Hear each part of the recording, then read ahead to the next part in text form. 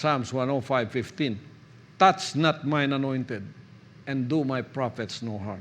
Do not ever in this day of judgment and in this day of the Lord do evil to the one that the Father. The only purpose why we have a body is so that we can manifest what kind of spirit we have inside. The body is nothing without that spirit.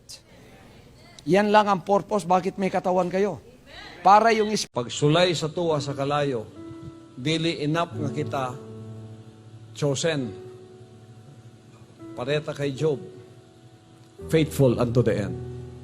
Bahala kung sa'yo may tabo. Ipaubos ka. Nobody can drag me down to carnality.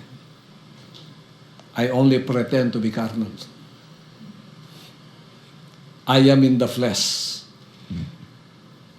Continue. I am in the flesh.